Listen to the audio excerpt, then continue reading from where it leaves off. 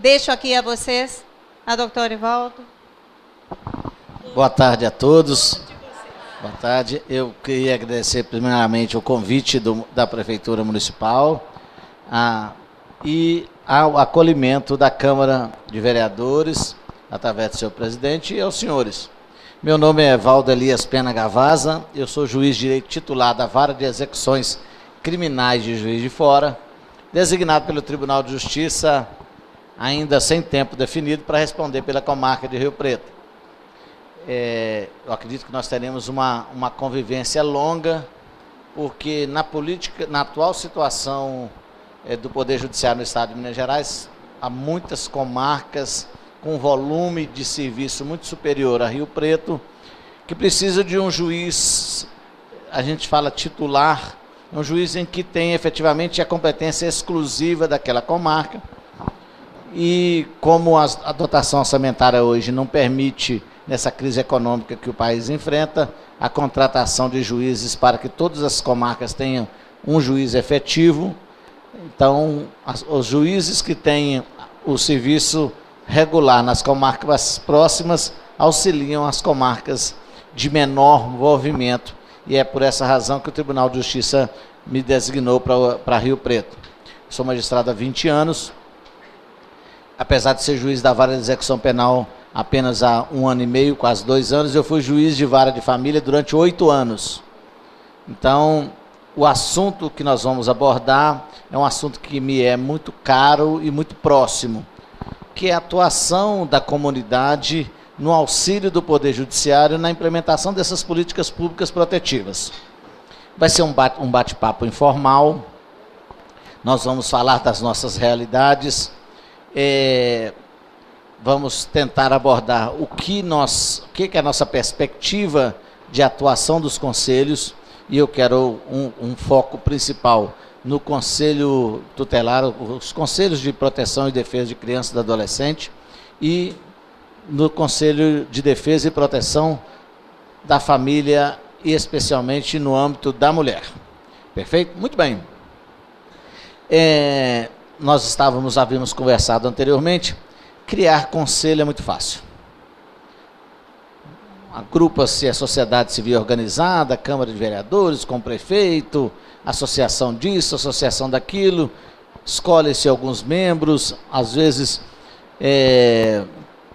por critérios de proximidade ou até por critério de no surgimento de voluntários.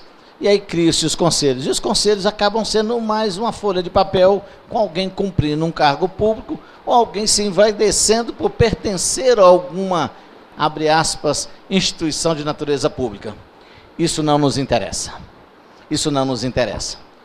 Os problemas que a sociedade brasileira atualmente experimenta, que graças a Deus vocês aqui de Rio Preto ainda experimentam em doses homeopáticas, em pequenas doses, porque a proximidade, vocês têm um núcleo familiar muito mais sólido, uma presença cultural muito mais firme. Essa aqui é uma cidade centenária, uma cidade que tem uma raiz cultural bem fincada. Então vocês experimentam isso, mas não se iludam, o perigo está próximo. E a violação daquelas normas básicas de convivência da família, da criança e do adolescente, mais cedo ou mais tarde, vai bater a nossa porta, se já não está batendo. Nos registros da comarca de Rio Preto, o envolvimento de crianças e adolescentes em fatos análogos às infrações penais ainda é muito reduzido. Ainda é muito reduzido. Reduzido não significa zero, ele existe. Os senhores sabem muito bem disso. E aí a razão de nós continuarmos numa implementação, numa concretização de uma política pública em que haja mais atuação para que esse número continue no patamar de reduzido. Zerar conflito social envolvendo criança e adolescente é uma utopia. Paz social plena é uma utopia. Nós não temos esse desenvolvimento humano, intelectual, filosófico, psicológico ainda. Infelizmente, o ser humano está mais, não é um anjo decaído, não. É um animal em aperfeiçoamento, não é verdade? Então, muito bem. No âmbito da violência doméstica, esse é um âmbito mais preocupante na atualidade. Nós, pelo núcleo populacional que nós experimentamos, que é a realidade da comarca de Rio Preto, tanto de Santa Rita quanto de Santa Bárbara, os números são preocupantes. E agora a gente se depara com a seguinte situação: existem conselhos, mas esses conselhos que deveriam ser a minha longa manos, a presença do juiz, a presença do poder judiciário, a presença do poder público, do poder executivo, das influências sempre positivas do poder legislativo, junto para fazer essa coleta de informações nos conflitos sociais e levar para as autoridades, para mim, a primeira realidade é hoje. Para mim, a primeira realidade é hoje. Eu venho à comarca todas as quartas e quinta-feiras. Geralmente durmo aqui de quarta para quinta-feira. E começo a saborear o amargor de alguns problemas que todo mundo enfrenta. Afinal de contas, pelo menos 2 dias na semana eu sou membro dessa comunidade. Não é muita coisa, mas de 7 dias, 2 dias significa alguma coisa, né? Alguma coisa eu consigo captar. E aí nós precisamos efetivamente que os conselhos tutelar, os conselhos de proteção à mulher, tenham efetivamente uma atuação. Nós havíamos com um tema inicial de ser abordado com os senhores, seriam direitos e deveres. Se vão me permitir, eu me recuso a falar em direitos. Eu me recuso, no dia de hoje, em falar em direitos, porque os senhores estão efetivamente, plenamente cientes. Eu acho que nós estamos na chamada era dos direitos, que a filosofia jurídica, hoje nós passamos a era da privação dos direitos, na época da repressão militar, em que nossos direitos não tinham uma delimitação maior, e aí nós saímos da repressão para a liberdade ilimitada. E não sei se nós estamos na época da libertinagem ou da liberdade. Talvez mais para a libertinagem. Acho que o mel ficou saboroso demais, nós enfiamos a mão no pote e estamos nos lambuzando com a nossa liberdade, esquecendo dos nossos deveres públicos. É fácil, isso não é nada crítica a nenhum aspecto peculiar do povo brasileiro, não. Todo povo que saiu de um regime de repressão, com medo, sempre tutela de uma forma aumentada, hipertrofiada, os direitos. Por isso que nossa Constituição tem lá no artigo 5º, não sei quantos incisos, e nos nossos deveres está lá no artigo 3º, só tem 3. Todo mundo aqui, se perguntar alguma coisa do artigo 5º da Constituição, todo mundo vai falar: eu não posso ser preso sem ordem judicial, senão em flagrante delito, minha casa é asilo inviolável, eu tenho direito a habeas corpus, eu tenho direito a mandato de segurança, a minha empregada tem lá, do direito social, no artigo 7º, a repouso remunerado. Todo mundo sabe os direitos. O artigo 5º, artigo 7º, os direitos sociais estão desse tamanho. E os nossos deveres sociais, lá no artigo 3º, desse tamanhozinho, 2 incisos. Quem vai olhar para dever? Todo mundo só quer o bom, não é verdade? Mas não é do bom que eu vim falar para os senhores, não. Eu vim falar dos senhores da contrapartida do bom. Para comer do mel, tem que pagar. Para se lambuzar das delícias de uma sociedade justa, correta, solidária, tem um preço a pagar. E é a atuação da população. E nós começamos por onde? Naquilo que nós temos nas vulnerabilidades: criança, adolescente, mulher e idosos. Essa há de ser sempre o nosso ponto de partida. Porque se não fosse, nós não começarmos nas nossas vulnerabilidades, nós não conseguimos implementar outros direitos e outros deveres. E é para exatamente isso, para nós começarmos uma relação nova. Eu não posso falar pelo Poder Executivo nem pelo Poder Legislativo, mas falo pelo Poder Judiciário, que nós, ninguém mais do que eu que estou aqui, preciso de vocês. Ninguém mais. Não é nenhum favor eu ter saído do fórum, andado, caminhado nessa início de chuva delicioso. Aliás, para um juiz vir na Câmara Municipal, na Prefeitura, tem que chover mesmo, né? Então, acho que talvez o prefeito, se marcar outras visitas, talvez melhora o índice pluviométrico aqui da cidade. Então, é para isso que eu vim hoje. Para nós conversarmos, para eu dizer para os senhores do que eu preciso que os senhores façam. Sob o nome bonito de política pública de atendimento primário, do nome que vocês quiserem. Mas não é nada disso. É o seguinte, o doutor Evaldo veio aqui à Câmara Municipal para falar com a sociedade de Rio Preto que o Poder Judiciário precisa de nós. Como? Eu preciso de uma atuação firme, positiva dos nossos conselhos tutelares, do nosso conselho tutelar. Vamos falar de uma ferida que ainda está bem próxima. De bobo eu só tenho um andado e o corte de cabelo, tá, gente? Eu não sou tão inocente. Com 20 anos de magistratura, eu já apanhei mais do que bati. E vamos, nossos problemas, enfrentamos um problema mais sério, em que, quando falta diálogo entre os poderes, o risco para a população é grande. Vocês tiveram ciência de que, por muito pouco, um evento, talvez um dos eventos marcos aqui, foi a exposição, por quase não se realiza. Perfeito? Muito bem. Mas resolveu? Resolveu.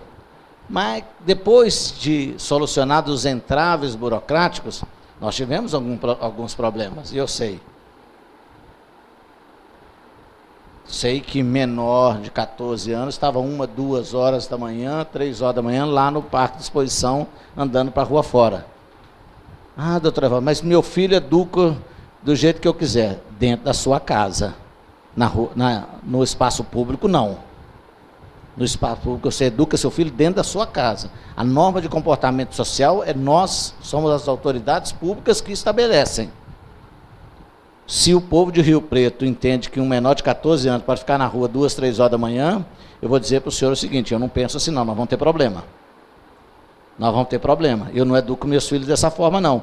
E não é o respeito da forma que eu educo meus filhos. Eu acho que um desrespeito, mas as atrações só começam meia-noite. Põe as atrações mais cedo. Nós temos que mudar o nosso esquema. Não é corromper. Porque quando der um problema, e vai dar, mais cedo ou mais tarde, não deu, vamos dobrar o joelho, vamos rezar, vamos à missa, agradecer que deu tudo certo, não tem problema, mas você está cutucando a onça com a vara curta, numa situação de perigo, e eles são os primeiros que sofrem. E eu sei que o Conselho Tutelar teve uma atuação tímida, limitada. Mas nós podemos fazer isso melhor.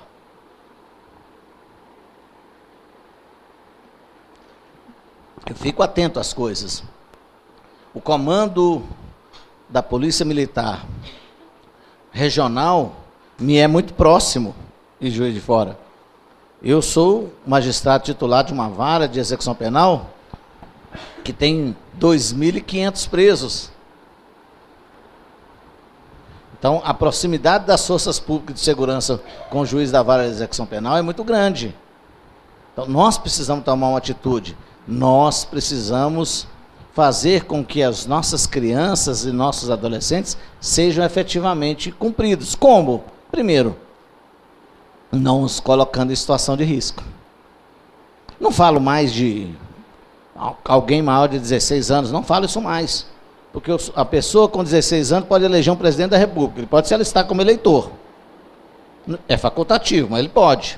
Pode se alistar como eleitor e pode votar para presidente da República. Um sujeito que pode votar para presidente da República, pode decidir os destinos de uma nação, vai pedir autorização ao juiz para ir no boteco?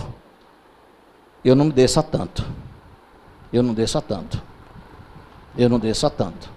Mas, daí para baixo, são outros 500. São outros 500. Hoje, há uma tendência natural, e eu acredito que devem ter educadores hoje, de, eu não digo uma afronta, talvez a expressão seja bem próxima a isso, né? Uma certa rebeldia, uma certa petulância da juventude atual em razão da falta de limites. A realidade que a mídia televisiva coloca para nós, em que as redes sociais, a internet coloca, é muito diferente do que nós temos em Rio Preto, do que nós queremos para Rio Preto. Nós não temos o aparelhamento estatal de proteção que outros centros urbanos têm. Então nós temos que começar a tomar nossas providências primárias. E a primeira coisa é uma atuação real, efetiva, concreta, firme, severa do Conselho Tutelar. Não só no papel. Não só no papel. Em encaminhar um adolescente, uma criança que esteja num local inadequado, entregar para os pais. Ah, se o pai reclamar, bom, dentro ele pode reclamar, todos nós podemos reclamar. Não é a liberdade, não é para isso? A liberdade não é para efetivamente nós concordarmos naquilo que nos é comum e discordarmos também. Que liberdade é essa em que nós só aceitamos e abanando a cabeça? Não, nós não temos que nos assustar com a divergência. E os juízes, nós temos isso como nossa carreira. Se fizer uma pesquisa de opinião, 50% da população aplaude os juízes. Os outros 50% odeiam os juízes. Naturalmente, os 50% devem ter ganhado alguma demanda na justiça. Aí o juiz é o melhor do mundo. Os outros 50% devem ter perdido alguma coisa ou alguém que perdeu e nós somos os piores do mundo. Então, se o juiz for unanimidade, está errado. Se o juiz for unanimidade, tem alguma coisa errada. Se nós, autoridades públicas, aí eu falo com vocês como membros de conselho, formos unanimidade, tem alguma coisa errada conosco. Ou nós somos autoritários demais, ou nós somos passivos demais. Então, o primeiro ponto da minha participação com os senhores hoje, e a minha fala é destinado ao Conselho Tutelar. Fiscalização de como estão, como é que é a vida comunitária de nossas crianças. Não vamos adentrar o portão, o umbral da casa de qualquer pessoa. Ali é território santo. O pai e a mãe têm o direito sagrado de educar os filhos de acordo com a sua cultura, de acordo com a sua fé. Isso é algo sagrado. Eles devem ditar as normas primárias de comportamento. Porém, da porta da casa para fora, existem regras sociais que devem ser respeitadas por todas, sem exceção. Sem exceção. Regras de convívio. Como pessoas em formação, como personalidades em formação, nossos filhos devem saber respeitar os limites. Todos nós temos limites.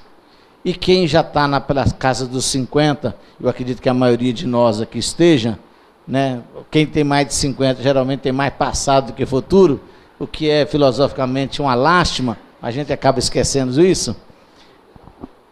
Tem que pensar que a nossa forma de criação, que hoje carimbada de arcaica, de obsoleta,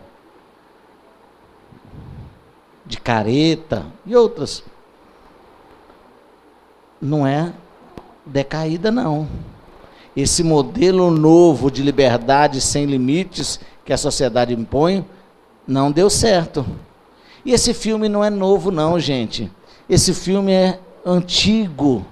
Existe um livro de um escritor, escrito em 1600 alguma coisa, de um escritor, chama Cidade Antiga, o livro, de Fustel de Colanges.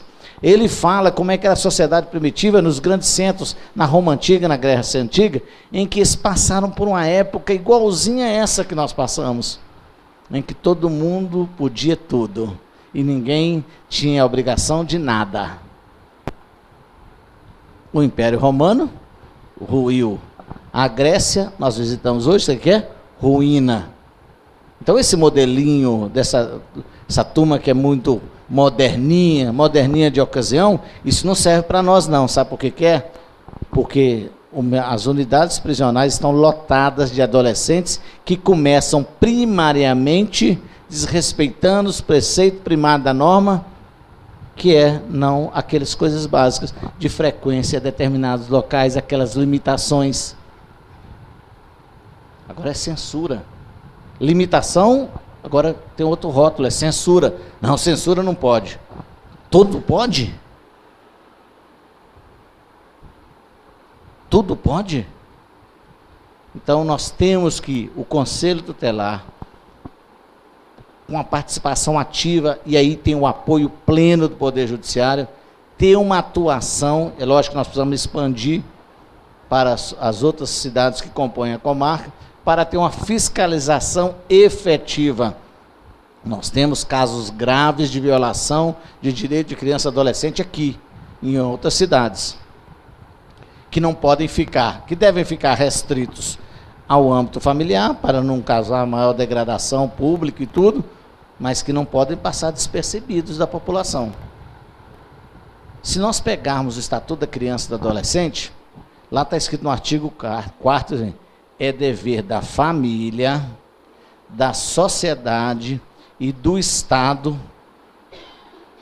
prover o bem-estar, a proteção das crianças e da adolescência, dos adolescentes. Essa ordem não é aleatória não, tá? Família em primeiro lugar, segundo sociedade e por último nós, o Estado. O prefeito, a Câmara de Vereadores, o juiz devem ser os últimos a participar desse processo. Só quando o caldo transbordar, porque o dever primário é da família, da sociedade. Isso é simples de entender. Se lembram, muitos de nós, se lembram quando nós, aqui ainda deve acontecer, graças a Deus, você tem um vizinho, que é o seu melhor amigo, seu vizinho diz, olha, dá uma olhada no seu menino que ele está andando com má companhia. É a sociedade alertando aquela família que algo vai mal.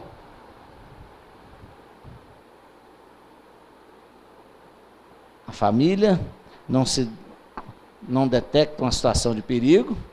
Qual que é o dever do vizinho? Qual que é o dever lá do professor da escola? Olha, o rendimento está acontecendo alguma coisa, parece que está com algum problema. Essa é a atuação da sociedade.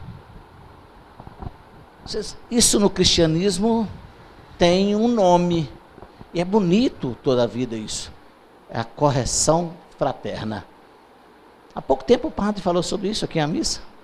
Correção fraterna. É aquele, quando você vê que alguém que você tem algum dever, e todos nós temos deveres para qualquer de nós, pelo menos eu que sou cristão, penso eu, né, e tenho comigo que nós temos uma relação de irmandade aqui. Quem é cristão é meu irmão. O irmão vai deixar o outro cair no buraco? Mas não é uma correção de superioridade, uma correção de fraternidade. É isso que o Conselho Tutelar tem que fazer. Isso que o Estatuto reza. Encontrou o menor numa situação de irregularidade? Entrega para o pai. Entrega para a mãe. Ah, ele não tomou nenhuma atitude?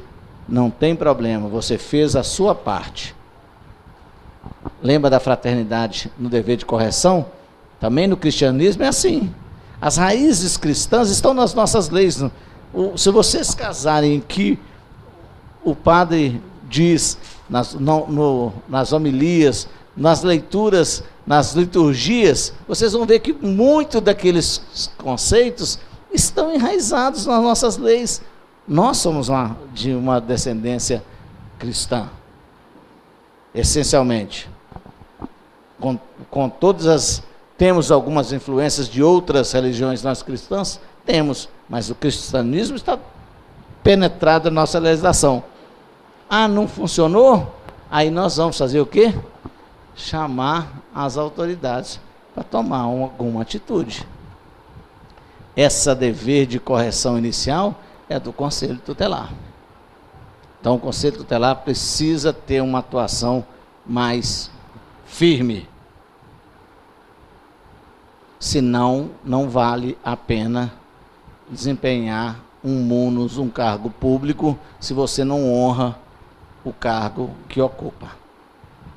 Olha, gente, todos nós temos prestação de contas. Todo mundo, acho que dorme de travesseiro aqui.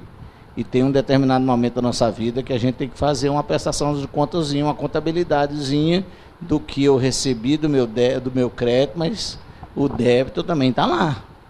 E há determinados momentos na vida que você não consegue se enganar, não. Então, nós precisamos efetivamente de uma atuação mais firme. É lógico que o Conselho Tutelar hoje tem uma estruturação precária. É óbvio que acho que o Poder Judiciário nunca disse a vocês como vocês devem fazer, né? Ou se falou de uma forma nós sempre ficamos muito distantes. Isso nós temos que acabar. Como é que faz? Como é que não resolve nessa situação para prevenirmos algumas situações que vocês dois recentemente presenciaram em uma demanda judicial, de uma gravidade que, se fosse noticiado, era caso de publicar-se nos grandes noticiosos do mundo. Casos graves. Então, a atuação do Conselho Tutelar há de ser efetivamente mais rígida. Aí eu não concordo.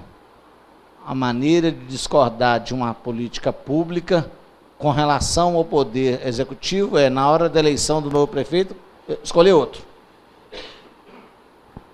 Com relação à política pública da hora no legislativo, é eleger novos vereadores. Quando não concorda, quando uma determinada atitude, decisão judicial, é o recurso para a instância superior. Esses são os chamados freios e contrapesos. Língua não é freio e contrapeso, não. Murmurar não é freio e contrapeso, não. Vamos parar de murmurar. Efetivamente, em segundo plano, o problema dos conselhos de defesa e proteção das famílias com enfoque especial nas mulheres. Estou indo para Belo Horizonte amanhã. Amanhã começa o encontro estadual de violência doméstica. Eu recebi do tribunal um formulário de indicação de quantas mulheres eu tenho na comarca de Rio Preto em situação de risco.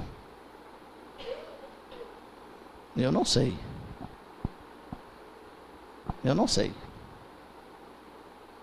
Eu não tenho nenhum indicativo processual real. Tem processos lá. Eu tenho quantos processos da Lei Maria da Penha, eu pego uma estatística e falo. Mas quantas mulheres efetivamente estão numa situação de risco iminente?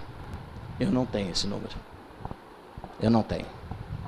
Me foi ofertado também cirurgia reparadora para as mulheres que foram vítimas de violência doméstica, para inserir num cronograma de realização de procedimentos médicos, cirúrgicos, para reparar essa chaga. Eu não tenho ninguém para indicar. Devo ter, mas eu não sei a quem indicar. Sabe por quê? Porque entre o Poder Judiciário e a sociedade civil organizada está um abismo muito grande. Então eu preciso que os conselhos participem e batam na minha porta. Gente, eu sou um membro da comunidade como vocês, eu sou pai de família. Eu tenho algumas dificuldades de relacionamento com meus filhos. Eu tenho 4 filhos, sendo 1 adotivo, 3 biológicos, gêmeas de 17 anos, eu tenho um de 20 anos, e tem esse que é adotivo, que tem 26 anos. Não é fácil. Eu não vim de algum lugar diferente que vocês, não. Eu vim do mesmo seio que vocês vieram, eu não sou diferente.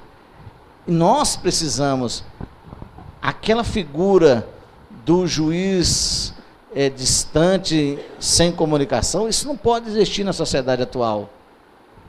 Porque senão vocês vão sofrer e eu fico encastelado. Precisamos de uma política pública séria com relação à violência doméstica. Nós tivemos alguns casos, eu fiz alguns levantamentos de violência grave, de violência doméstica aqui em Rio Preto, na comarca de Rio Preto. Tentativas de homicídio, homicídios, né? Casos em que várias mulheres tiveram que abandonar a cidade em razão disso. E nós não temos ninguém que assinale. A jurisdição, né, a atitude do juiz, ela é sempre provocada. Eu preciso que o conselho diga, doutor Evaldo, a situação é a seguinte, nesse processo X aqui, fulano de tal, a situação dela, o risco é real disso. Essa é a hora de tomar uma atitude.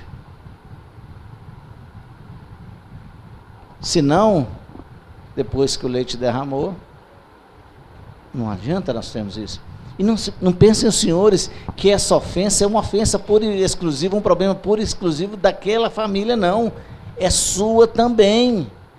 Você é um membro da comunidade. E toda vez que um membro da comunidade falha, sofre, nós devemos sofrer junto. Que tipo de gente somos nós? Principalmente se for cristão.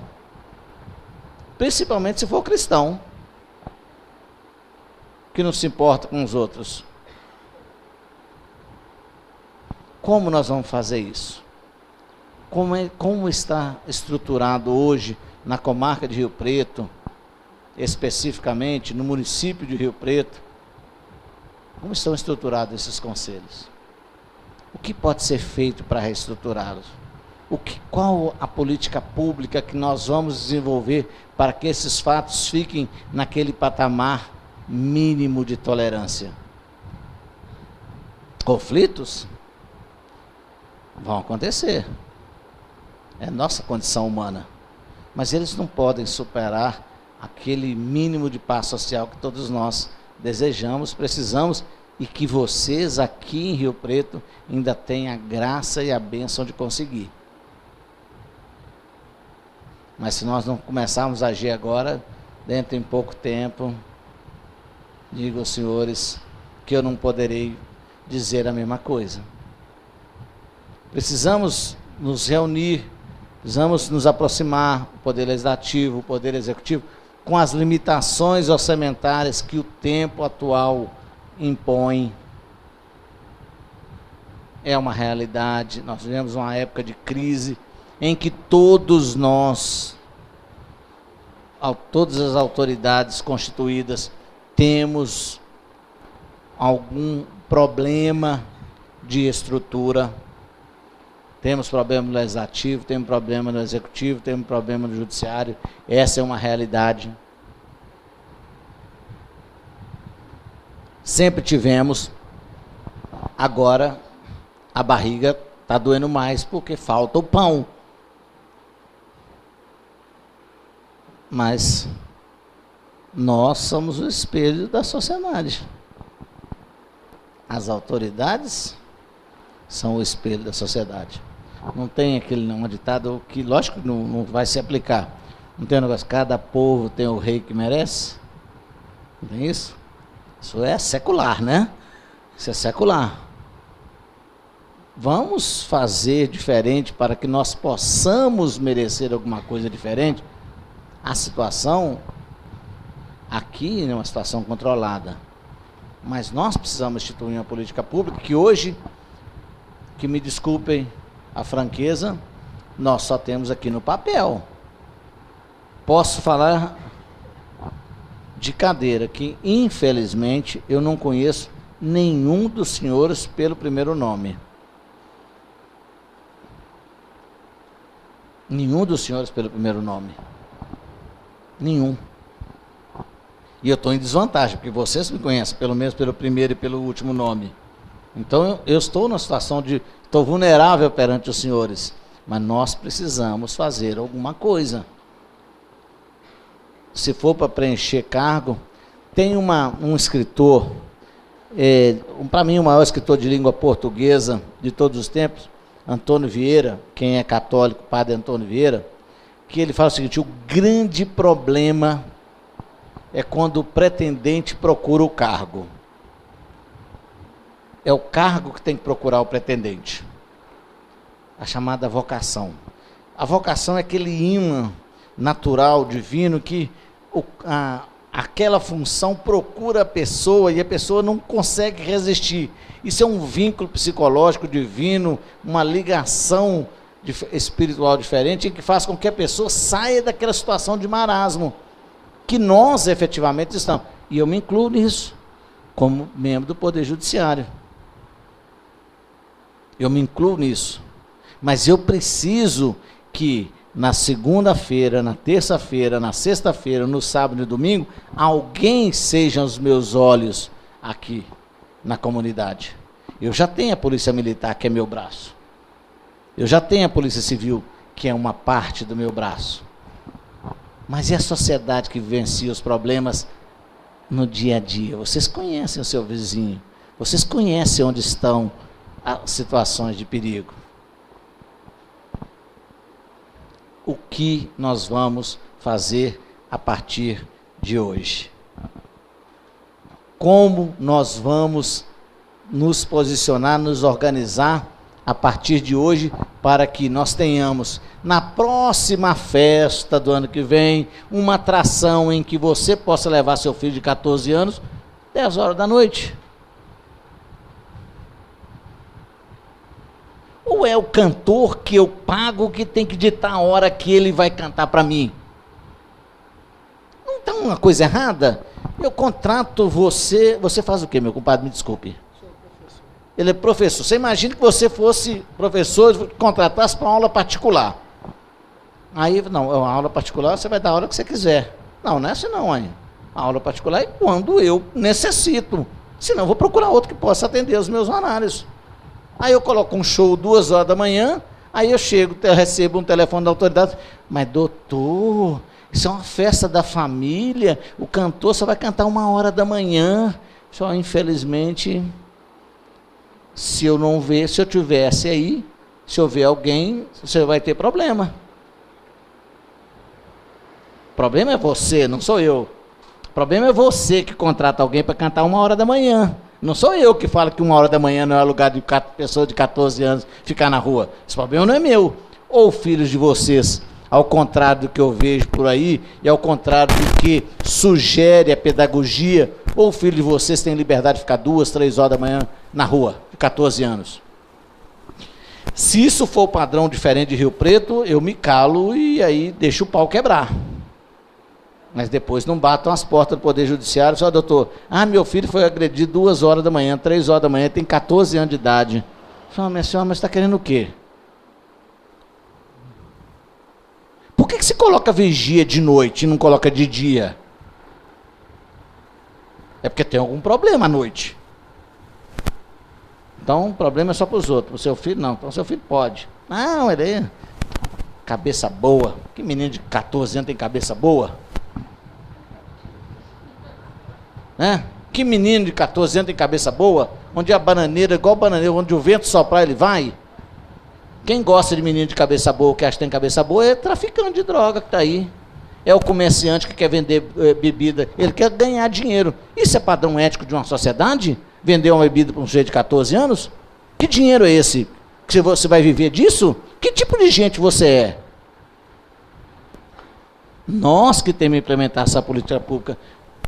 Chegou lá, você imagina que tipo de gente nós somos em que uma mulher Experimenta a situação de ser subjugado pelo marido 1, 2, 3, 4, 5 anos, você é vizinho dela, você sabe que tem um conselho de defesa da mulher, e fala assim, olha, dá uma olhada naquela mulher, ela está numa situação de perigo, e ela não tem força para reagir. Porque, efetivamente, nós, homens, temos um poder de reação, de nos defender de uma forma mais virulenta do que as mulheres. Graças a Deus que vocês não são assim. Porque senão a sociedade seria uma lástima. Uma sociedade masculinizada é uma lástima. Não é verdade? A pureza que existe, a beleza que é da matéria. Olha, a natureza é sábia. Se Darwin tiver certo, nós devemos ter o mesmo tempo de evolução. Se nós, homens, pudéssemos gerar, se a natureza soubesse, olha, não posso botar esse ser para gerar, nós já estaríamos parindo há muito tempo. Não para porque a natureza sabe, olha, homem é para outro, é outra função, não é a função da mulher de engrandecimento, de apoio, de carinho, de suporte. Todo mundo acha a palavra suportar, e nós temos que suportar uns aos outros. São Paulo diz isso, né? Mas suportar não é tolerar, não, gente. Suportar é dar suporte, é diferente de tolerar. Nós só toleramos. O conselheiro tutelar, ele vê, mas ele não tem um respaldo da justiça. Eu não vou fazer isso. Eu vou chegar lá e o cara vai dizer, vou acabar com você, não sei o que lá mais. Se ele comunica isso ao Poder Judiciário, eu interdito o estabelecimento, eu aplico a multa, ele vai ter que vender muito mais bebida alcoólica para poder pagar a multa. E talvez ele nem abra o estabelecimento dele mais. Mas eu te garanto, não vai faltar apoio do Poder Judiciário para uma atuação firme com relação a direito. E principalmente as mulheres. Principalmente as mulheres. Temos que acabar com essa ascendência de violência contra as mulheres. E precisamos desses conselhos. Eu acho que eu falei... Quanto tempo, hein? Quantas horas agora? 5h39. 39 minutos. Se deixar, eu vou ficar falando até mais tarde. Então, a partir desse momento, vamos fazer uma dinâmica diferente. O que vocês pensam? Qual é o problema que vocês enfrentam? E o que vocês acham? A partir de agora, vamos conversar um pouco. Essa ideia do juiz que fala, que todo mundo abaixa a cabeça e tudo.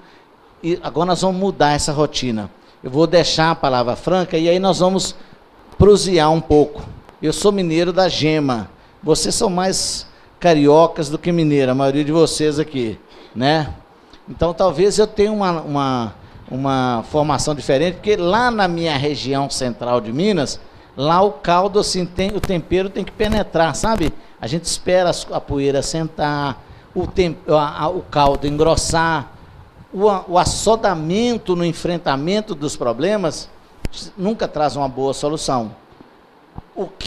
Qual é a minha função aqui? Não é falar de conselho, mas falando indiretamente, é dizer o seguinte: o que nós vamos fazer com as nossas vulnerabilidades? O que nós vamos fazer com os nossos idosos? Hoje virou uma chaga ser velho, né? Virou uma chaga ser velho. Como se a beleza não tivesse, né, as rugas de uma pessoa na idade avançada, as marcas da beleza da vida. Né? Todo mundo vê o velho cheio de ruga como se fosse feio. Não, aquilo é uma beleza externada na sua plenitude. Pessoa que teve uma vida plena, está chegando no momento do termo dessa vida que para nós cristãos não acaba por aqui. O que nós fazemos para isso? Que tipo de política pública nós temos para eles? E nós precisamos fazer isso, sabe por que é? Para não ficar com demanda judicial que nós não resolvemos. Gente, eu disse para o senhor, eu fui juiz de vara de família durante 8 anos. Você imagina um católico como eu, praticante, decretando 10, 20 divórcios por dia. o dilema que eu tinha quando botava a cabeça no travesseiro. Mas aí eu me lembrei de uma coisa muito simples. Eu não estou me desfazendo matrimônio, eu estou desfazendo casamento. Casamento é coisa de homem e de mulher, não é coisa de Deus. Matrimônio é coisa de Deus. Matrimônio é coisa que passa tempestade, vem água de cima, de baixo, trovoado e tudo. A mulher e o marido estão firmes. Choram, sofrem, têm problemas, caem, levantam. Mas isso é matrimônio, é outra coisa. Esse povo que está lá não é que é povo que construiu o castelo, assim, a casinha em cima da areia, isso não aguenta nenhuma tempestade. Eu sei o que é o sofrimento da família. E nós precisamos cortar isso. Hoje, se vocês verem, vocês veem naturalmente, né? O que as mensagens subliminares dos programas de televisão, novelas e tudo passam. Gente, o problema é que isso é difícil. Olha, eu tenho uma filha de 17 anos, que ela tem algumas posições que tem hora que eu fico assim, meu Deus do céu, não pode ter saído de mim, da minha esposa, de jeito nenhum. Mas eu respeito. Lembra do negócio da liberdade? Eu respeito, mas a liberdade dela é limitada. A liberdade dela é limitada. Né? Ela falou assim, pai, eu fico pensando, por que não um aborto? Aí eu falei assim, minha filha, você sabe por que eu não sou a favor do aborto? Porque tem muita gente na minha cadeia que mata, e eu ponho eles na cadeia. Por que eu não vou botar na cadeia uma mulher que mata também? E mata alguém totalmente indefeso? Se você me der um argumento válido, quer dizer, uma irresponsabilidade de pessoas de sexo diferente, gera uma vida e depois, não, vamos acabar com a irresponsabilidade, tirando o único inocente dessa relação. Que tipo de gente vocês são? Meu corpo, minha decisão. Que maravilha isso, né? Que beleza. Meu corpo, minha decisão. Como se fosse fácil fazer um aborto, né? Como se isso não deixasse uma chaga para o resto da vida. Como se não tivesse nenhuma consequência psicológica grave. Então, nós temos problemas de relacionamento em casa. Nossos filhos têm posições diferentes. Que bom que seja assim, mas que nós sejamos firmes na imposição de limites, na imposição do limite do marido no tratamento com a mulher, na imposição do limite do companheiro com a companheira, na imposição do limite de mesmo casais de mesmo sexo que convivam juntos. Existe limite para todo mundo. Limite para criança e para adolescente na convivência de espaços e eventos públicos. E o que nós fazemos? Só assistimos? É isso que eu queria trazer para os senhores hoje. Vamos conversar sobre isso? Vamos começar uma realidade diferente sobre isso? Porque para mim é muito fácil. É muito fácil. Vir aqui às quartas-feiras, chego aqui por volta de 8h30, 9 horas da manhã, entro ali no meu castelo, emito meia dúzia de ordens, para lá e para cá, termino o dia, descanso, no outro dia começo às 9, vou até às 3, 4 horas da tarde, pego meu carro e vou embora, e vou para o meu mundo. E o mundo de vocês fica aqui.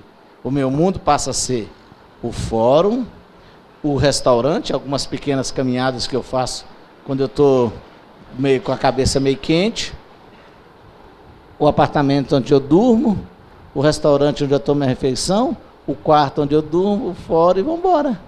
E vocês? O que vocês querem que o Poder Judiciário faça por vocês? Eu sei o que o Poder Judiciário quer de vocês. Eu quero que vocês instituam, de fato, não só de direito, conselhos de proteção, de defesa de criança, de adolescente, de mulheres em situação de risco, de violência doméstica e de idosos. Isso eu quero de vocês.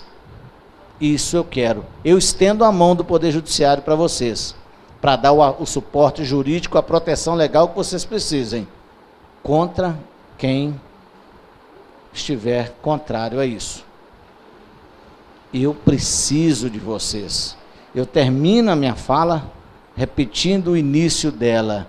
Não está aqui quem veio atender, prestar um favor aos senhores. Está aqui quem veio pedir favor aos senhores, pedir ajuda à comunidade da comarca de Rio Preto, na percepção desses problemas, na apresentação desses problemas à autoridade pública. Aquilo que for da minha esfera de competência, eu vou resolver. Aquilo que for da atribuição do Poder Legislativo com relação à instituição de política pública, eu não tenho, pego na mão dos senhores e vou junto. E também contra o prefeito. Não temos alternativa. Ou nós tomamos uma atitude e para vocês há tempo, ou nós vamos começar a apanhar. Muito obrigado pela gentileza. Eu vou deixar a minha senhora ali falar primeiro, que ela já tinha levantado. Depois eu peço a vocês. E a palavra depois, não tem algum problema de protocolo da gente trocar de ideia? Não. Perfeito? Vamos trocar. Isso, perfeito? E depois eu tenho que ir embora, que amanhã eu vou para Belo Horizonte. Então vamos lá. Boa tarde, algumas pessoas já me conhecem. Meu nome é Sandra, eu estou fazendo um trabalho com a Secretaria de Educação, sou socióloga. Eu venho trabalhando com as questões de direito, principalmente da criança e do adolescente. Eu gostaria que o juiz explanasse um pouquinho sobre o papel de alguns agentes públicos que não são exatamente os agentes fiscalizadores. No caso, professores, a escola enquanto instituição, qual é o papel dela na proteção da criança em situação de risco com a família e não fora do âmbito familiar, e o papel dos médicos, dos assistentes sociais, dos envolvidos com os atendimentos. Porque essa é uma dificuldade que eu percebi que a sociedade tem de entender do seu papel, inclusive legal. Bom, essa é uma observação muito importante. Primeiro, a escola. A escola é a segunda casa, não é verdade? É bom a gente estabelecer uma coisa muito importante aqui, é o seguinte. Na escola, nós temos alguns reflexos dessa onda, esse bafejo de liberdade extrema. A escola, o ensino fundamental, ele tem barreiras. A escola, eu coloquei meus filhos na escola para que eles tenham o conhecimento científico que eu não tenho condição de dar. Noção de religião, de educação e tudo, essa é obrigação minha e da minha esposa. A professora não tem que ensinar meu filho aquilo que aspectos religiosos, que ela tem que respeitar a minha vocação, aquilo que é a nossa cultura e outros assuntos, e aí que não vamos polemizar, mas já vamos falar a minha opinião, sou totalmente contra a ideologia de gênero, que isso não eu não dei autorização nenhuma, e nenhum dos senhores deu autorização constitucional para isso. Ensino pleno, com liberdade total, é só na faculdade, viu? Está lá na Constituição. O resto é a família primeiro, a escola depois. A escola dá à minha família aquilo que eu não tenho condição de dar. E aquele aspecto de convivência social. Respeito. A escola tem uma outra função que ela perguntou muito bem. A escola é o primeiro termômetro da febre da doença. A febre é um sinal de que há alguma coisa errada. A escola vai ser o primeiro termômetro que vai detectar, opa, tem uma temperatura equivocada nessa família, o rendimento escolar. E aí o que se faz? Aí é obrigação da professora relatar à direção da escola, olha, está parecendo com alguns sinais, parecendo de violência física, está muito prostrada, chamar a família para conversar. É uma atuação, é uma obrigação legal. Essa omissão implica também em sanções jurídicas. Começa a faltar muita aula. Esse menino é complicado, ele não vem à aula. Ai, que alívio, com uma semana sem vir à aula. Que alívio? Que tipo de professor é você? Eu não tenho a capacidade de ver, mas eu vou chamar uma autoridade pública, um órgão público, para poder tomar atitude com relação a isso. Lembra daquele problema da casa para fora? Existe limite para todo mundo. O médico está lá no Código de Ética Médica. Se ele verificar que uma criança, adolescente, alguém é vítima de violência, é a obrigação dele relatar às autoridades. Os assistentes sociais, os psicólogos, quanto mais. Gente, esse negócio de sigilo profissional é quando você tem uma relação profissional saudável, alguma coisa que não ultrapassa os limites em que a pessoa atendida tem condição de resolver. Senão é caso de polícia ou caso de outra política pública. Ele me revelou em confissão, ele revelou no divã. Tudo bem, enquanto aquilo está na relação do seu... Agora, se o sujeito relata para você, psicólogo, que quebra a mulher de porrete todo dia, que bate no filho todo dia, você não vai fazer nada? Que tipo de gente é você? Que profissional de psicologia é você? Todos nós temos limites. Todo mundo tem limite. Eu não posso fazer o que eu quero, não. Eu tenho um limite que é a lei. E a lei é um limite para todo mundo. E agora parece que ninguém tem limite. A lei, não, a lei muda a lei.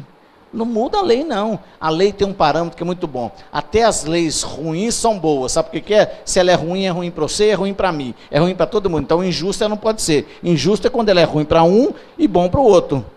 Se ela é ruim para todo mundo, é justa. Então, é uma função primordial dos conselhos. Porque se houver omissão, há uma possibilidade de punição legal, de responsabilização. Lembra daquela história? Olha, não me importa o que acontece com meu vizinho? Importa sim. Importa sim. Doutor, eu só queria fazer uma pergunta, igual o senhor falou aí, que a função do conselho é encaminhar os pais, correto? Num evento desse porte. E quando os pais estão lá junto? Que é o que acontece na maioria. O que o conselho deve fazer? Simples, né? Simples. Né? O conselho vai chamar a polícia militar para retirar aquela criança de lá, perfeito? E tomar uma medida de proteção. E nós temos medida de proteção para pai que não é pai. Não é verdade? Nós temos também uma medida. Você não quer tomar uma atitude errado, foi quem deixou entrar. Não é verdade? Vamos fazer o registro de ocorrência e caminhar ao Ministério Público. Vão fazer as multas. O Código de Defesa, a Estatuto da Criança e do Adolescente tem multas. Tem sanção para esse tipo de situação. Se não dói na consciência, há de doer no bolso. Se não dói na consciência, há de doer no bolso. Tá certo? Ninguém... Tem um ditado em latim que fala o seguinte: ad impossibilia nemo tenetur. Ao impossível, ninguém é obrigado. Você não vai entrar numa situação de conflito, mesmo porque o conselheiro tutelar, um membro de um conselho de defesa de mulher, de idosos, é um sujeito pacificador, não fomentador de conflito. Olha, ele não pode ficar aqui. Pode ficar, não, perfeitamente. Você vai chamar a autoridade pública e chamar o responsável pelo evento e dizer, olha, ou você providencia a saída desse menor daqui, ou eu vou chamar a autoridade e vamos lavrar uma multa aqui. Os amigos são muito bons quando não mexem no bolso do outro. Na hora que começar a pingar multa, comerciante e tudo, quando senta na minha frente lá, os valentões acabam todos. Os valentões acabam todos. A pessoa tem que ser valente no direito dele. O homem que está no direito há de ter coragem e valentia para enfrentar qualquer tipo de autoridade. Um homem sem razão, não. Um homem sem razão, não. A pessoa, quando não tem razão, tal qual nós vamos no início da missa, quem é católico, tem que abaixar a cabeça e falar assim, meia culpa. É fácil apontar o dedo, né? Mas nós temos que treinar para isso. Nós temos que nos acostumar para isso. Não é da noite para o dia sair mordendo todo mundo. Não. Vamos nos acostumar. Vamos um passo de cada vez. Vamos educar as pessoas ou ensinar as pessoas a educar seus filhos, para que depois nós não tenhamos que educá-los sob a falsa premissa de cadeia para ressocializar. Não vai ressocializar ninguém. Não é verdade? Boa noite, obrigado pela palavra. Eu queria perguntar ao doutor, o senhor citou que nós estamos aqui para discutir 3 conselhos, né? Do idoso, da criança, do adolescente, o estatuto agora, eu convivi, tem vários conselhos, né? O Conselho de Saúde, Conselho de Desenvolvimento, às vezes urbano, tem o Conselho de Segurança Pública. Se nós realmente, a partir daqui, desenvolver uma política voltada para essa revirada, porque vai ser uma revirada, eu acredito que vai ser muito mais difícil do que a gente imagina, né? E eu gostaria de perguntar se o judiciário está disposto a enfrentar estas dificuldades realmente junto com a sociedade civil. Porque eu vejo que os conselhos, eles são tão importantíssimos, tão importantes, porque ele tem esse poder, junto com o judiciário. Hoje eu estou vendo uma coisa inédita, porque até aqui a gente tem tido dificuldades, né? E eu queria saber se... Porque aqui é uma política bem diferente, né? Então nós temos alguns problemas sérios políticos que poderão dificultar essa situação. A política que eu falo, política pública, é a política no aspecto mais belo da palavra. Todos nós somos seres políticos. A política de convivência dentro da minha casa, a política de convivência com o padeiro na padaria, essa é a política, não é essa politicagem que você está falando, que a mim não me interessa. A vantagem de eu vir aqui 2 vezes por semana, é a vantagem porque é o seguinte, eu só conheço o prefeito pelo nome em razão das visitas que ele me fez. Se saber o sobrenome dele, eu não sei também. Tá certo? Só por causa disso. Eu conheço o doutor ali, sei que ele trabalha na Câmara, porque quando ele lá, se perguntar o nome também não sei. Então, eu não vou me imiscuir, porque eu não sou político, detesto me envolver, e não é função do magistrado se envolver na política. É em função do magistrado garantir que as políticas públicas sejam efetivadas. O que o prefeito faz com o dinheiro que arrecada, eu não sou prefeito, não acho que o promotor de justiça tem que ser vereador, nós somos diferentes. Quem é juiz de prefeito e de vereador é povo, e nas eleições faz isso. E se tiver algum ilícito administrativo, nós temos outras medidas judiciais a tomar, perfeito? A divergência política desse não me interessa. Não me interessa. Nós temos mecanismos jurídicos para fazer com que as políticas sejam. É óbvio que nós vamos querer transformar isso aqui em numa Suíça da noite para o dia, porque isso depende de dinheiro. Isso depende de dinheiro. Então o que nós temos? Nós vamos fazer aquilo que atualmente o nosso cobertor dá para cobrir. Eu prefiro, se o meu cobertor é curto, eu não vou cobrir o pé e ficar com frio no peito. Que muito provavelmente, se eu tiver uma doença pulmonar, é muito mais grave que um pé gelado. Perfeito? Então, mas a política, eu só protejo quem procura proteção. O primeiro passo não é meu. O primeiro passo é da comunidade. Lembra daquelas coisas? Família, sociedade, Estado. Eu sou o Estado.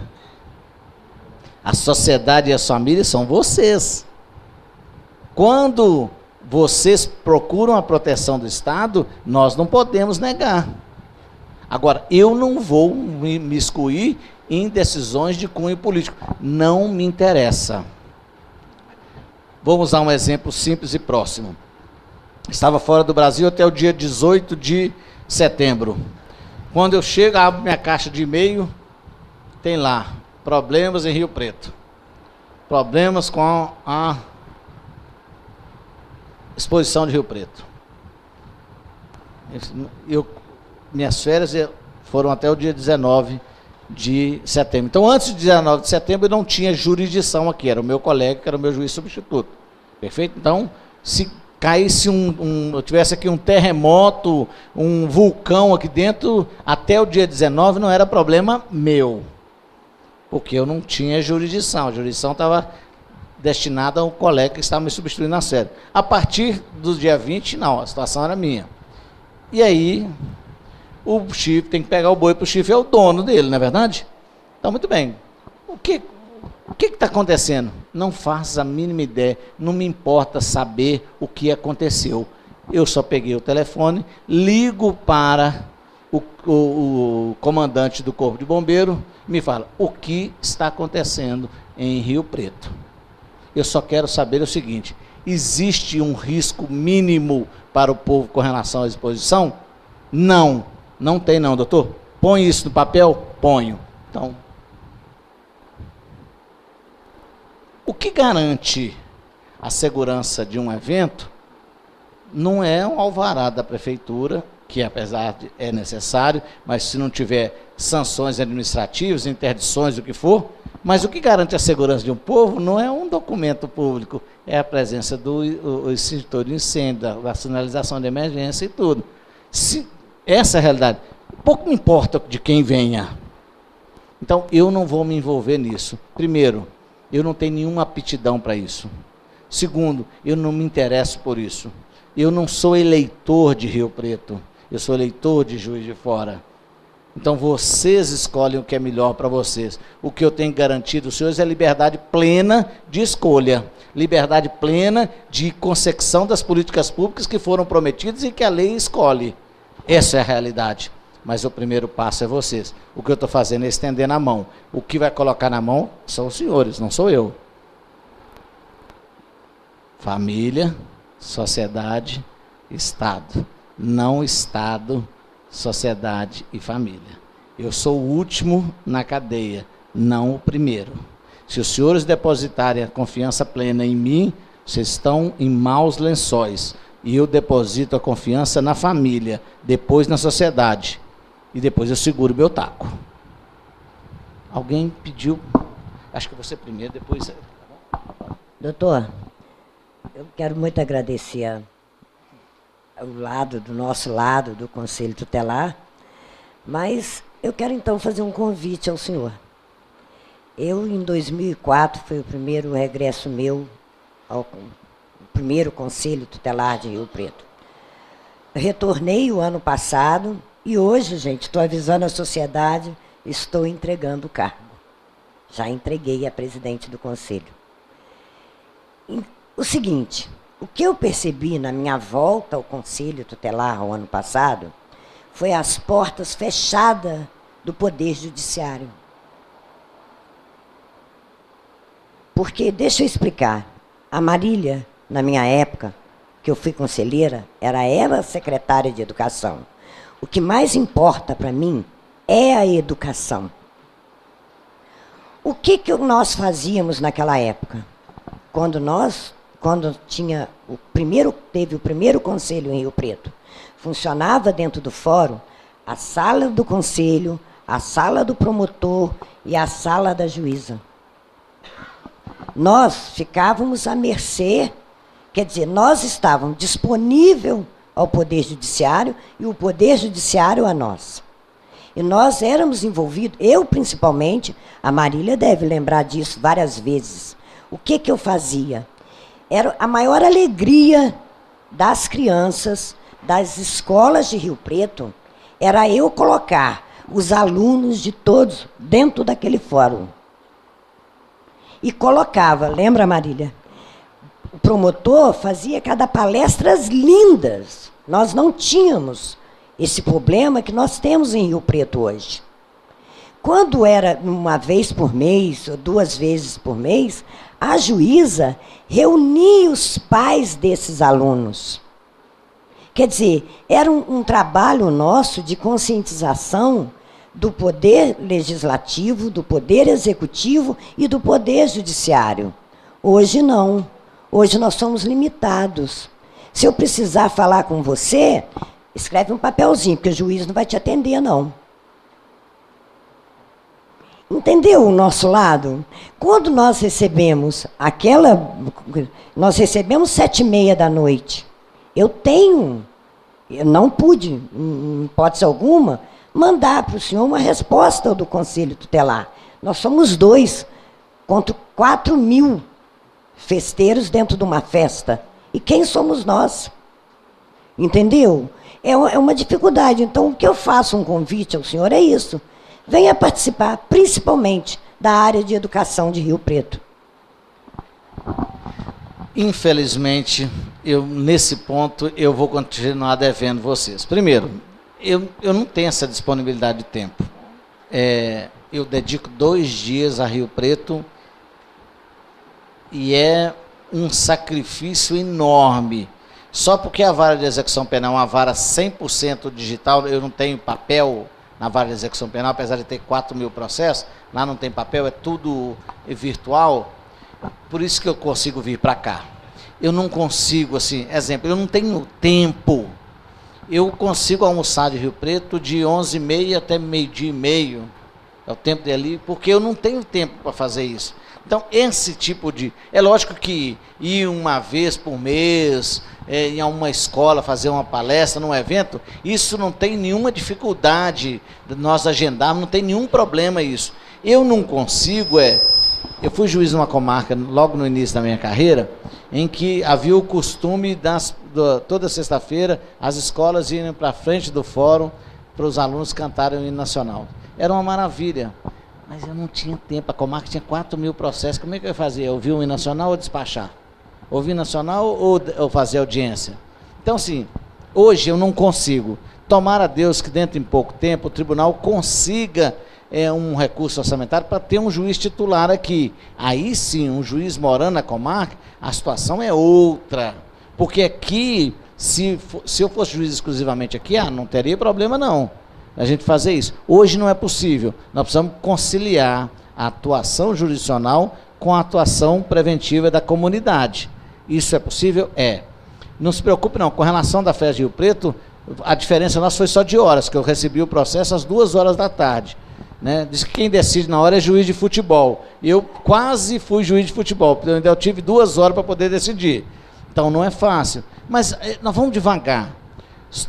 Os homens de bem, os homens e mulheres de bem e do bem resolvem as coisas com o tempo. Eu não acredito em solução mágica, não. Nós não vamos sair daqui... Eu fui de um movimento católico, adoro, mas não participo mais, de renovação carismática. E a renovação carismática é muito legal, porque é o seguinte, você vai lá no encontro de renovação carismática, você sai uma maravilha, inchado, não grande. Tudo que incha, desincha. Então nós não vamos sair daqui inchado, tá certo? Nós vamos começar um processo de crescimento. Porque se nós sairmos inchados, não, mas nós vamos fazer acontecer, nós vamos desinchar, e aí quando desinchou, volta tudo normal, e não adianta nada. Não é para isso que eu tenho, não. Se for para nós ficarmos na mesmice, me façam uma gentileza, não me chamem mais. Eu tenho mais que fazer da vida. Eu poderia estar em casa, né? Amanhã eu tenho que viajar cedo, eu tenho que arrumar minha mala, eu tenho que sentar no meu sofá, eu vivo igual vocês, tá? Eu não tenho assim, eu tenho vontade de comer pipoca, de assistir filme. Às vezes está fazendo calor, quero tomar uma cervejinha. Eu não sou diferente de vocês, não. Eu não nasci do ovo num negócio. Eu não vim assim, aquele negócio de eu botei esse. Não, ungido, esse negócio de ungido, não sou ungido, não, tá? Não sou ungido, não. Não sou ungido, não. Eu tento fazer o que eu tenho de melhor. Eu sou um ser humano com muitos defeitos, infelizmente.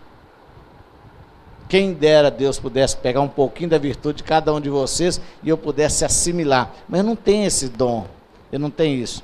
O que eu tenho esse dom é nós começarmos a conviver e aí eu vou parando uma aresta aqui e amanhã Deus vai me ajudando, que eu vou ficando um pouquinho melhor, eu faço uma atrapalhada, peço perdão e no outro dia Deus acredita que eu vou ser melhor até o dia que eu encerro aqui. Mas a gente vai devagar.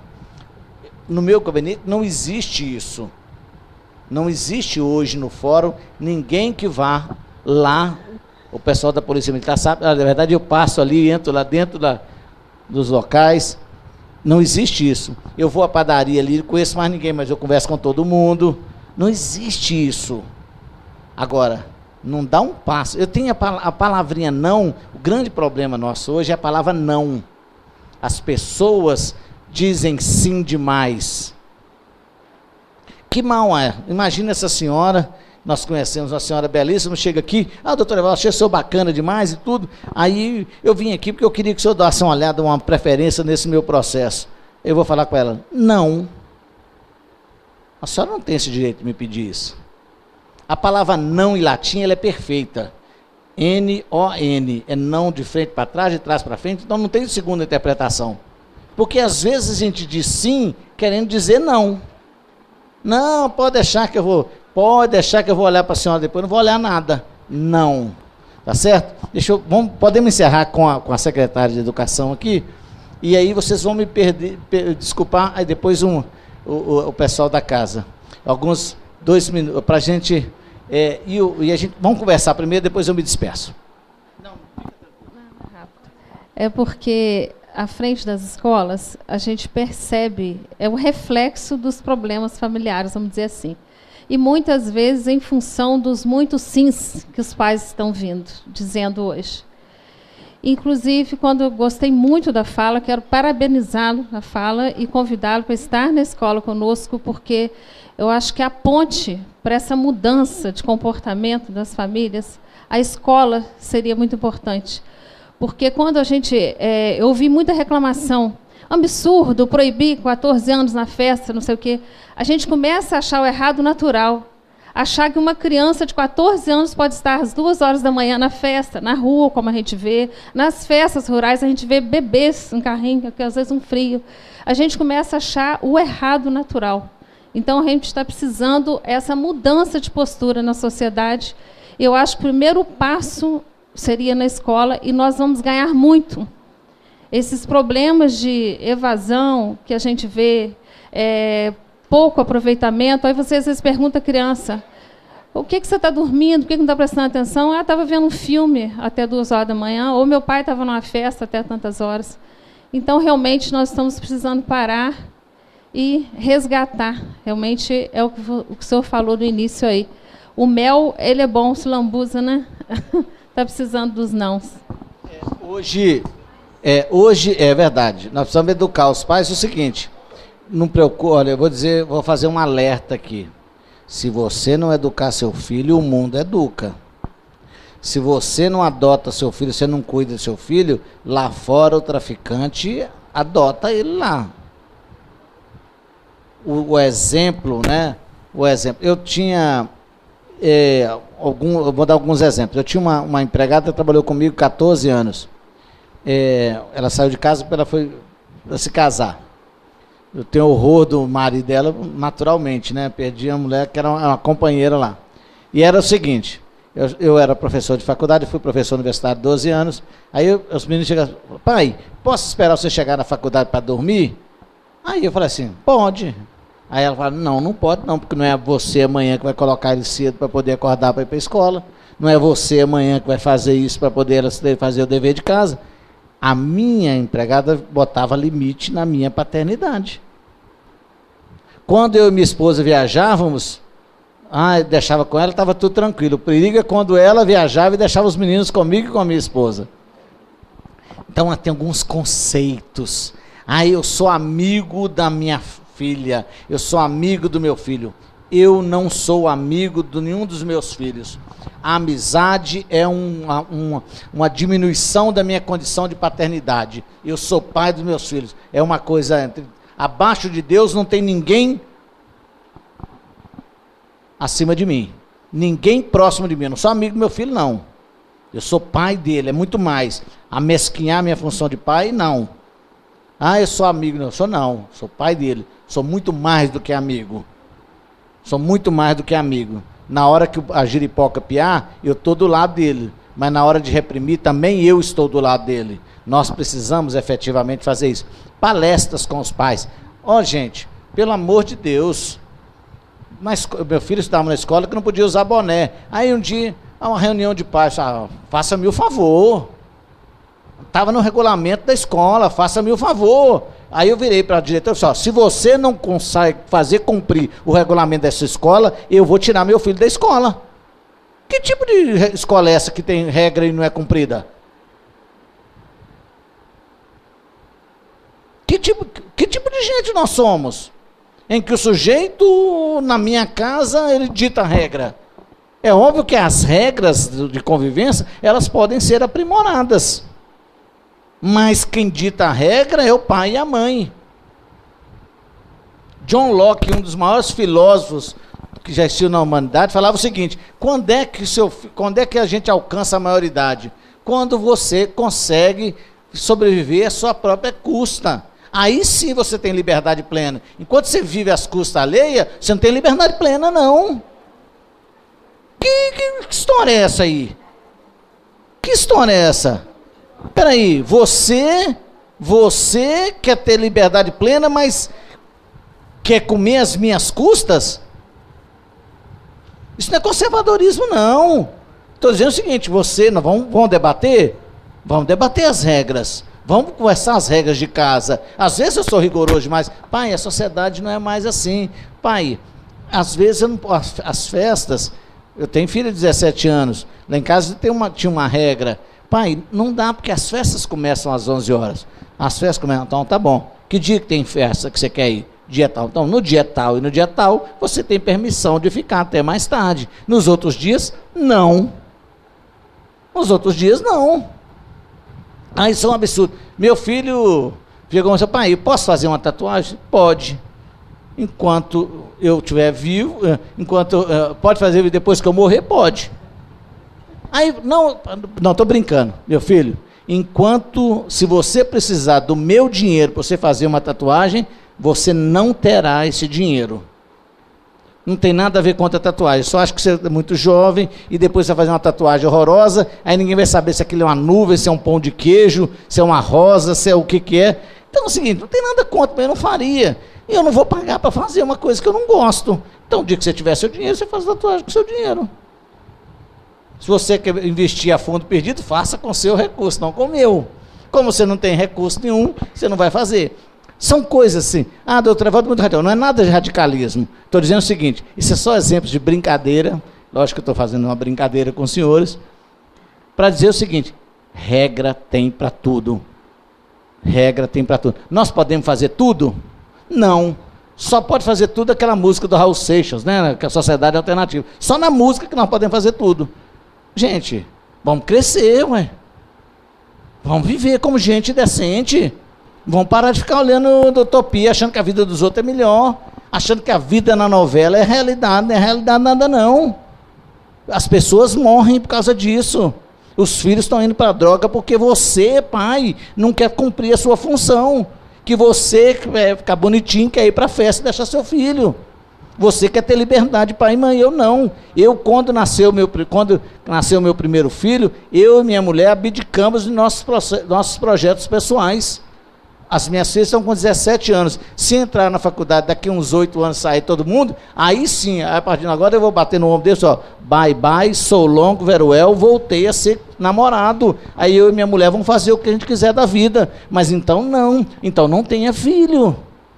Você submeter um sujeito ao risco sob uma falsa premissa de liberdade, que liberdade é essa? Para sofrimento? Para colocar em risco uma pessoa que vai para a sociedade que você pode tudo, que você pode ter o tênis melhor, o celular melhor, mas aquele bem não está acessível a você. Que sociedade é essa? Que fala que tudo pode, mas na hora que você vai lá implementar aquele direito não tem. Que tipo de gente nós estamos nos tornando? Todo mundo tem limite. E nós, adultos, temos mais limites ainda. E eles não têm? Essa que eu estava com a reflexão. Quem mais? Agora eu perdi o controle. Quem queria falar?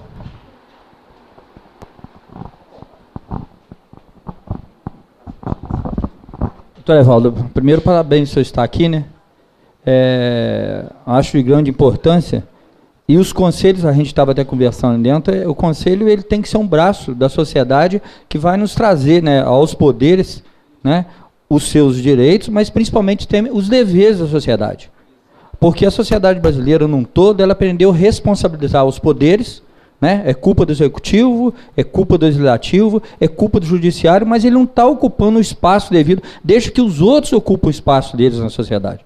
Então é preciso que a sociedade também se mova, venha ajudar todos os poderes, e eu aqui parabenizo pelo que o senhor está fazendo, que a Lucileia falou, é muito importante, nessa aproximação, que o que se tem, principalmente no interior, é que a imagem que o judiciário está lá dentro do fórum, e que ele é intocável, que não pode conversar, que não pode falar, pelo contrário, é o que o senhor está fazendo, é orientar, é mostrar as regras, é mostrar os direitos para as pessoas, e mostrar principalmente os seus deveres.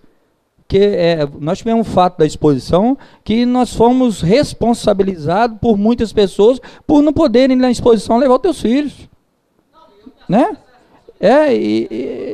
Então. E as pessoas trouxeram isso para nós. Isso é Constituição, isso é lei, não pode. Então, assim, as pessoas têm que saber dos seus direitos, né? E cumprir o seu dever. Porque senão fica todas as vidas jogando a responsabilidade, cada um jogando a sua responsabilidade no poder e fugindo da dela. A sociedade, nós como sociedade, temos que assumir a nossa responsabilidade e principalmente, doutor, participa de conselho, vamos ajudar, porque os poderes, quando forem procurados com objetividade, eles vão estar sempre auxiliando. Nós estávamos comentando ali fora, vamos terminando aqui, porque senão eu tenho que ver, quantas horas é agora? 18h30. Aquele supermercado, acho que fecha às 19h, eu encomendei uma carne, senão eu vou embora sem carne, e aí, minha mulher, vocês vão ser responsáveis por algum tipo de atrito, e se eu sofrer algum tipo de violência doméstica, eu não tenho Maria da Penha a meu favor, não. Mas aí nós estávamos falando o seguinte, o que é efetivamente o que eu quero dos senhores? Eu não sei qual é a realidade ali fora. Os senhores convivem com ela. Eu não convivo com ela. Né? Eu moro em condomínio fechado, então a minha realidade é outra. A minha sociedade é outra. A escola que meus filhos frequentam são outras. Eu tenho um filho que está formando agora, um que estuda fora do país e tem outras. Eu tenho gêmeos. Então a minha realidade é outra. Eu preciso que vocês me pintem o quadro da realidade de Rio Preto, a realidade de Santa Rita, a realidade de Santa Bárbara. Porque eu não tenho um quadro, eu não idealizo o que acontece, eu não tenho uma visão. Agora, vocês não podem, tem que fazer um quadro com a realidade, o que é plausível. Porque senão, a beleza que me aparenta, eu sei que essa beleza não é toda assim, eu sei que nós temos alguma coisa, que se nós pegarmos uma tela do quadro e virarmos o contrário, atrás é horroroso, não é verdade? Então eu não quero ver esse lado, né? Não quero ver esse lado. Eu quero, como o Padre Pio falava, é o seguinte, quem vê o lado de trás da tela é o cão, o cristão vê o lado só bonito da tela. Eu quero que vocês me apresentem esse quadro aqui, para nós procurarmos juntos essas soluções de políticas públicas. Não há mais solução, não há mais espaço para depositar para os outros. Gente, esse negócio de apontar o dedo não dá certo. Não dá certo. Todos nós, se as coisas não estão dando certo, todos nós temos a nossa parcela de culpa. E pouco importa se é 1%, se é 10%, se é 30%, se é 50%. A gota que entorna o copo contribui para que haja inundação. Entenderam? Eu acho que a gente vai caminhar. Nós começamos um primeiro passo, o diálogo. Segundo passo, vamos efetivamente constituir, eu não sei como é que está a constituição legal desses conselhos. Se não for, temos que constituir. E aí, a partir do momento que for constituir, a gente cria uma periodicidade de reunião. O Conselho Tutelar, eu não tenho hoje condição no fórum de arrumar um espaço físico. Nos outros fóruns existe isso. Né? Mas aí, quem sabe a gente consiga algum lugar próximo. Na verdade, o Conselho Tutelar, eu preciso dar uma liminar. Vou dar um exemplo. Eu preciso dar uma liminar. Chega uma mulher lá e pede uma liminar, que o marido está acontecendo, que os filhos não sei o quê. Eu tenho um relato de violência. Se eu não tiver nenhum tipo de comprovação substancial, um laudo, alguma coisa, eu preciso que alguém vá naquele lugar, no palco, e fale comigo, doutor Evaldo, tem lá, tá feio. É assim, doutor Evaldo, olha, lá a situação é assim, assim, com isenção. Quem decide é o juiz, não é o conselheiro tutelar, não é nenhum membro do senhor. Quem decide sou eu não delego isso para os senhores, não. O que vocês vão me dizer, vocês não vão me dizer o que tem que fazer, vocês vão dizer o que está acontecendo. Senão, eu vou ter que dividir o salário meu com vocês. Tá certo? Vocês têm que me relatar o que está acontecendo, não tomar decisões pelo juiz. Não tomar decisões pelo juiz. Não é pegar filho e entregar para o outro, não é pegar o marido e botar o sujeito para fora de casa, não é pegar o idoso e botar ele num lugar. Não. É o juiz. Essa situação, pode haver uma sugestão, olha, eu acho que é melhor assim, mas não. Não. Vocês não são autoridades públicas plenas. Plenas. Então, nós vamos caminhar nisso. Gente, muito obrigado pela gentileza. Desculpe se eu fui incisivo, eu vou passar a palavra para o dono da casa, para ele poder despedir. Mas deixa eu me despedir primeiro, mas eu vou ficar escutando o senhor aqui. Desculpe, às vezes, se eu fui um pouco virulento nas palavras, mas não tem meias palavras. Não, o papo é reto, a conversa é... Eu sou franco, não tem essas coisas... se tiver alguma coisa que a gente tem que modificar, eu sou aberto ao diálogo, eu não sou um homem pronto, muito pelo contrário, estou aprendendo a cada dia, sou um bom cristão, temente a Deus, tento dar o que eu tenho de melhor, mesmo recebendo das pessoas o que elas têm de pior. Eu quero agradecer a paciência dos senhores, eu falei com ela, nós falamos tempo demais, mas eu acho que os amigos não tem limitação de tempo. Então nós estamos começando uma relação de amizade, efetivamente de amizade, sem a confusão da autoridade. Mas lembra-se, eu tenho a palavrinha não, então não sou eu que tenho que saber, não vocês. Se vocês ultrapassarem o limite, não.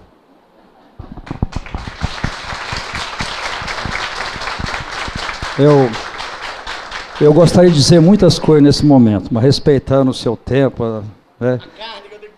Em meu nome e com ousadia, em nome de toda a sociedade rio-pretana, eu só queria te agradecer. Muito obrigado. Doutor Evaldo, tenho o prazer enorme de tê-lo conhecido, de agradecer-lhe que o senhor tenha atendido o meu pedido de estar aqui conosco. Essa é a comunidade de Rio Preto, organizando-se, querendo mudar, querendo aportar em cada palavra que o senhor hoje nos deu, nos brindou, nos deu essa facilidade. Eu quero também agradecer vocês, porque vocês fizeram realidade ele poder ter tido o momento de nos oferecer essas palavras. Se a gente não estivesse aqui, a quem que o Senhor ia provocar, né? Então, ele provocou realmente, e nós hoje temos momentos já de início de mudança. Os conselhos se estão organizando, se estão já regularizados. Eu acho que nosso caminhar agora vai ser realmente atuar, né? Ter momentos concretos de nossa ação. E juntos, uma coisa que eu sempre acreditei, trabalhei mais de 15 anos, sou de Belo Horizonte, trabalhei em Belo Horizonte no estado também, trabalhei em rede. Por isso, acho que nós temos que trabalhar em rede. Para isso está a Polícia Militar, está a Polícia Civil representada, estão os conselhos, porque nós temos um alcance maior, especialmente se somos uma cidade pequena do jeito que somos, forte, antiga, a mais antiga dessa região. Então, a minha proposta é dar início a esse trabalho. Hoje nós abrimos uma vertente que ele falou muito bem claro, que é a mulher, a criança. É todas isso, então nós temos um segmento já para trabalhar juntos. A escola, com certeza, terá todo o meu apoio. Farei esse trabalho em conjunto de unir os conselhos para poder atuarmos juntos. Ok, gente?